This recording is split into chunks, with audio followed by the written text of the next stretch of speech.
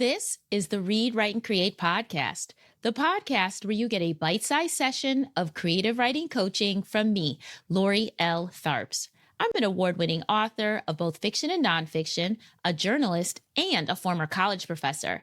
I've spent more than 20 years writing, teaching, and coaching creative writers, and I created this podcast because I want to help as many BIPOC writers as possible get their stories out of their heads and into the world. Are you ready? Let's go. On episode number 30 of the Read, Write, and Create podcast, we're doing two things. We're honoring the late, great James Baldwin, who would be turning 100 years old this year, and you're getting a pep talk about being an American writer abroad. Yes, I am sharing the life and times of Mr. James Baldwin to offer you the opportunity to consider what travel can mean for your writing life, particularly as a Black American or other ethnic American writer.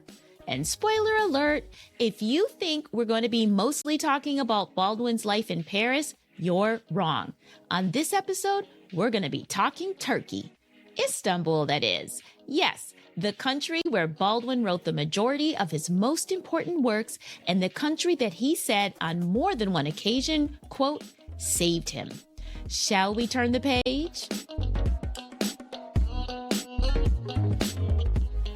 Hello, wordsmiths, writers, and sister scribes.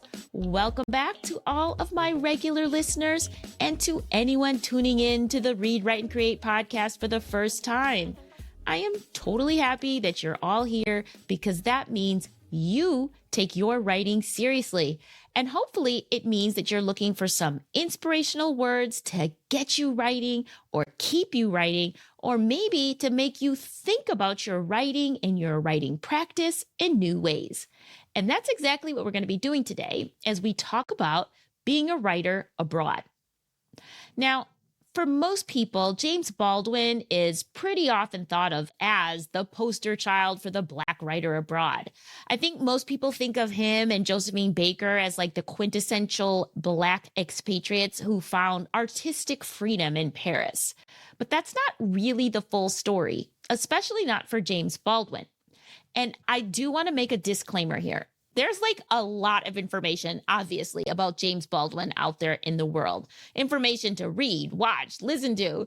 There are scholars and superfans who can share their deep knowledge about everything James Baldwin ever wrote, everything he ever said about his life experiences. So hopefully after today's episode, you'll want to find all those experts and all those sources and learn even more about James Baldwin.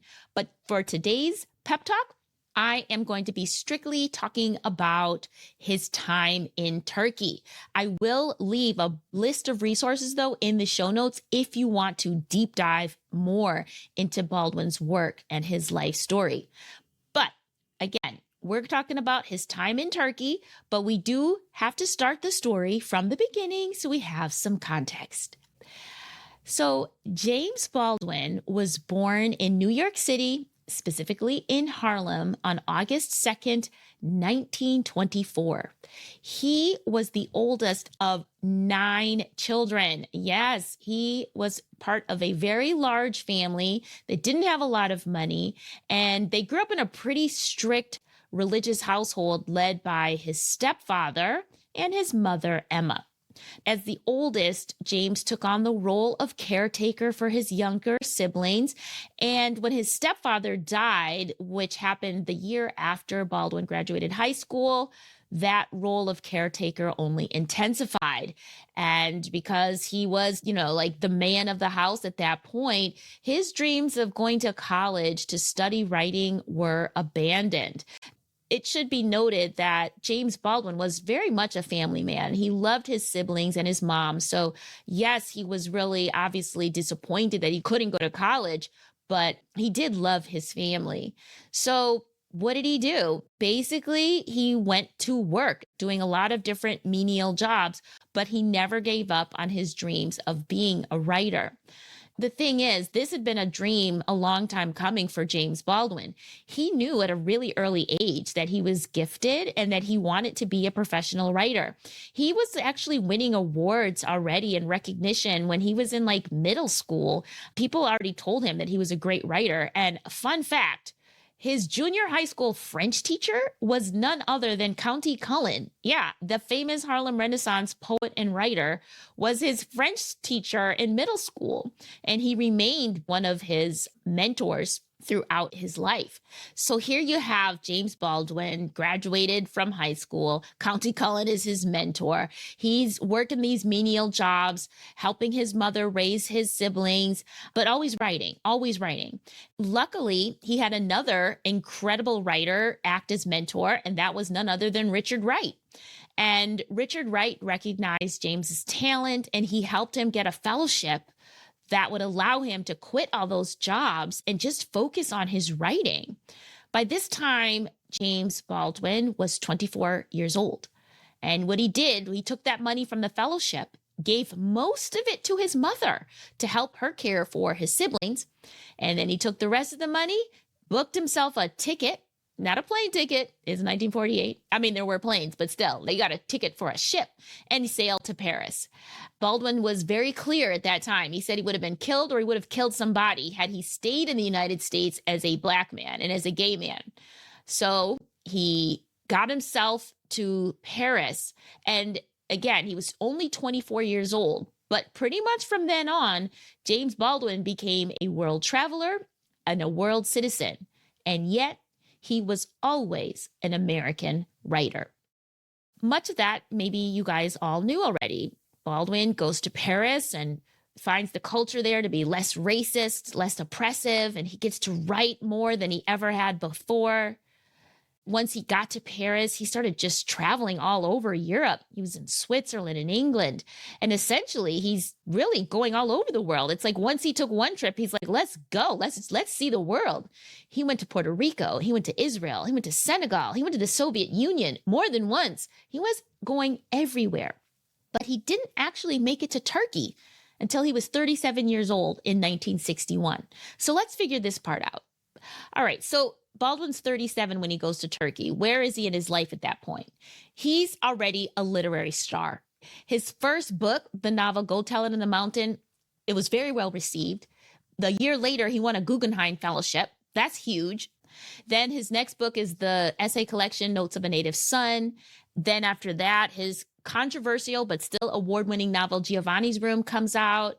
He's winning more awards. He's becoming very active as an activist, as an anti-racism activist, civil rights activist. He's criticizing and speaking out against Americans' deeply entrenched racism and their crippling addiction to white supremacy. And even though he was completely outspoken, he still had this kind of air of celebrity to him, such that by the time he's in his mid-30s, a major Hollywood studio hired him to adapt Alex Haley's The Autobiography of Malcolm X into a film. They wanted him to write the script. So again, that kind of shows you what kind of reputation he has, right? He's celebrity, he's activist. But what happened was the situation in Hollywood did not work out very well.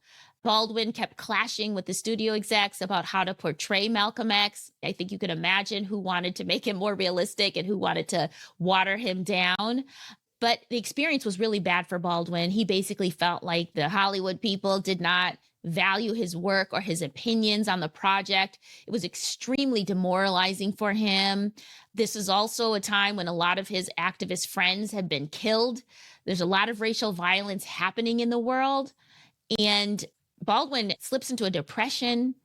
He actually attempts suicide, and he just abruptly leaves Hollywood. He just walks away from the job and ends up in Turkey. This is 1961. Reports say that he arrived in Turkey broke, emotionally spent, and struggling to complete his third novel, Another Country. How and why Turkey?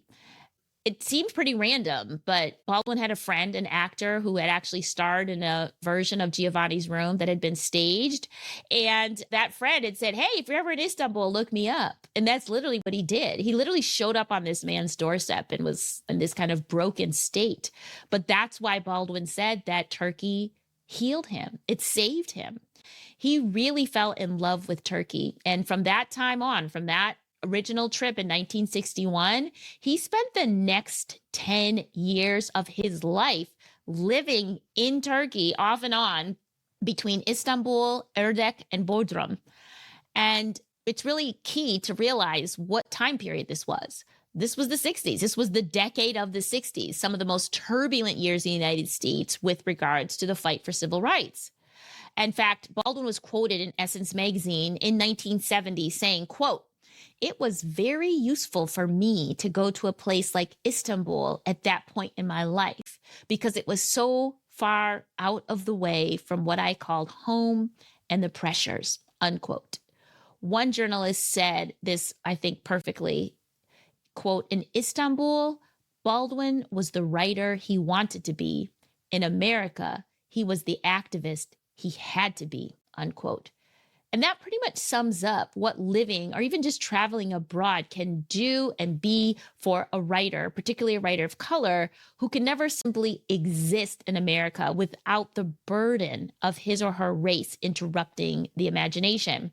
Not to mention exploring the world without the framework of race, particularly the limiting Black and white binary found in the United States. James Baldwin, the artist, wanted out of America so he could truly focus on his craft and his creativity. And he found that freedom in Turkey because it was far enough away and far enough removed from the United States and the United States' oppressive culture. So when he said that Turkey saved him, he meant that he could operate as an anonymous person in a place that didn't require anything of him. He didn't have to stand for anything. He didn't have to protest anything. And reportedly, James Baldwin didn't learn how to speak Turkish. He stayed out of their politics. He just simply did his thing. He lived as a writer. He engaged with the local community. He was creating art with local artists. But by not demanding anything from the country of Turkey demanded nothing of him in return. And he was finally able to just be himself, his full self. And Turkey offered more than just distance. It wasn't just like Turkey was the furthest away he could get, because as I mentioned before, he'd been traveling all over. He'd been to a lot of further away places.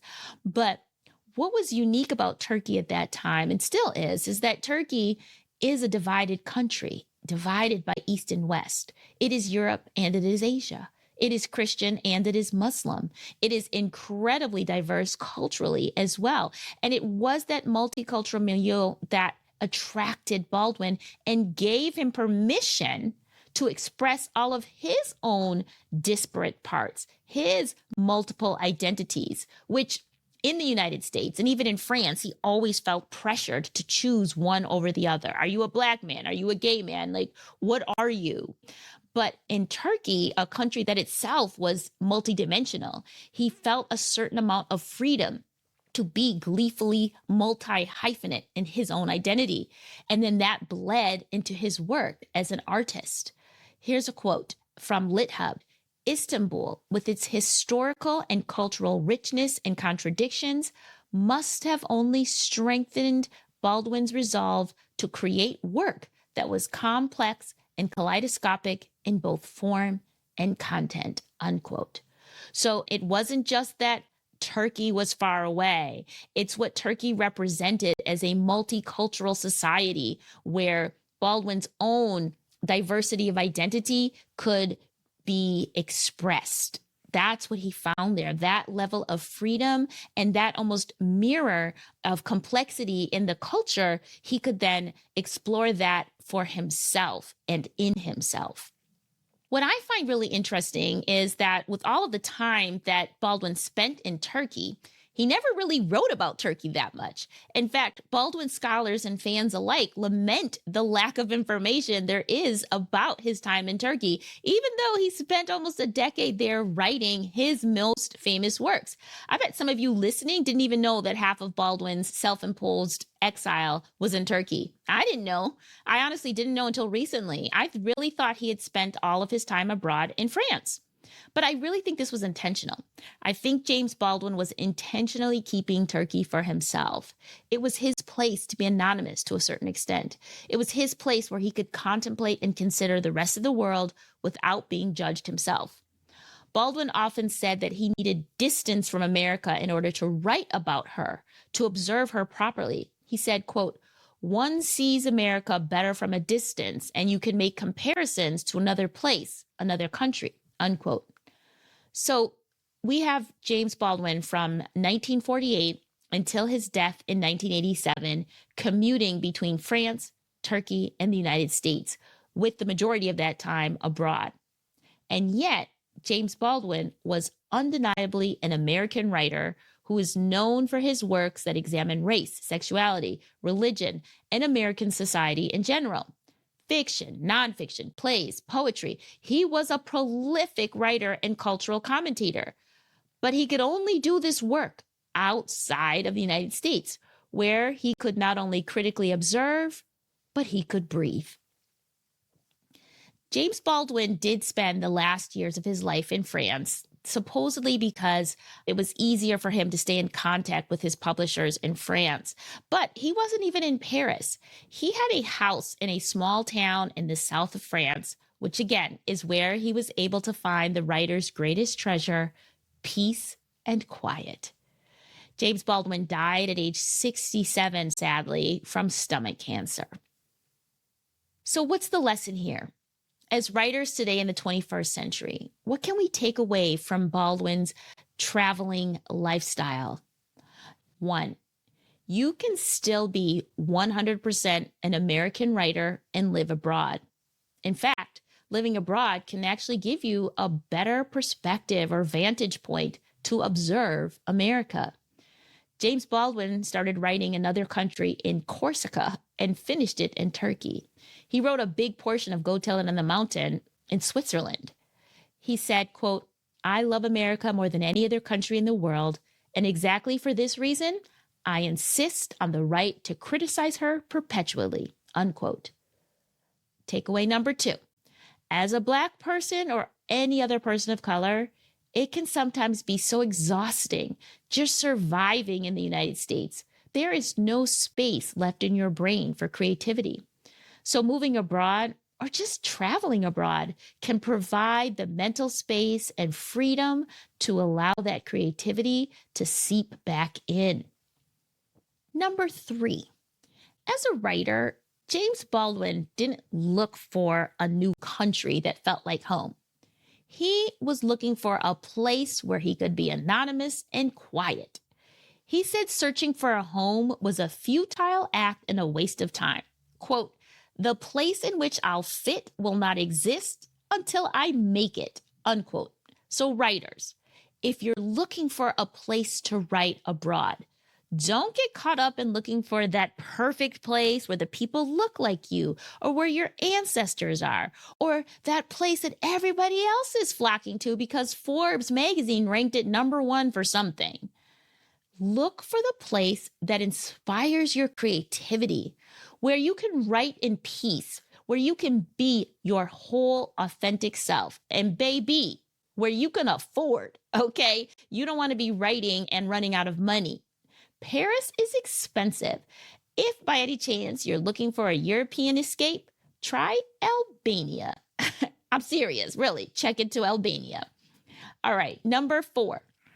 Turkey was a multicultural society that embraced her disparate parts, which was something James Baldwin had a hard time doing in the United States.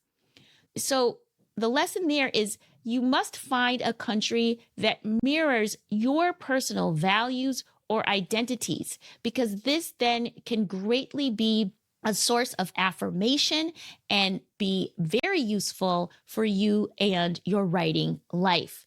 It helps if you feel seen and affirmed in the country you are choosing to write in. Number 5, seeing the world simply makes you a better writer because it forces you to re-examine everything you think is real and true.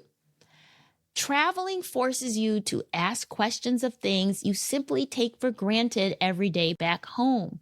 It provides you with new versions of reality to infuse into your work.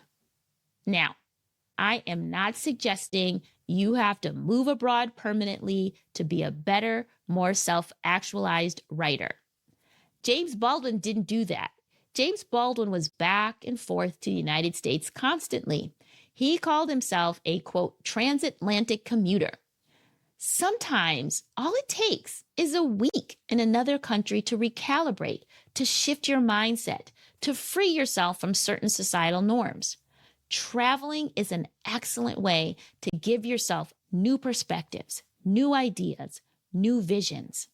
And for Black writers and other people of color in the United States, those of us who too often have to spend too much of our mental energy on survival, leaving no room for inspiration and creativity to thrive, travel can be life-changing.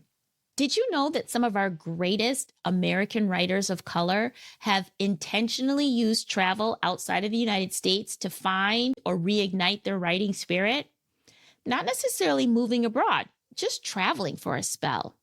Langston Hughes, Richard Wright, Nella Larson, Jesse Redmond Fawcett, Arturo Schomburg, Chester Himes, Maya Angelou, Frederick Douglass, Audre Lorde, and Nina Simone. All of these writers found their next book idea or story idea or article idea from traveling.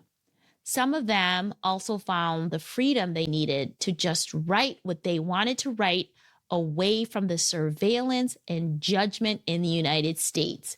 So travel has always been a known solution for writer's block and that particular brand of illness experienced by writers of color, that illness that doesn't allow us to breathe.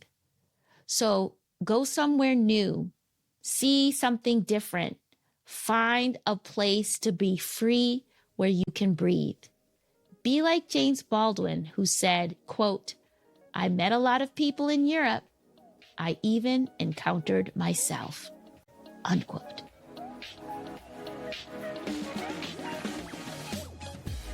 Thank you for listening to this award-winning podcast.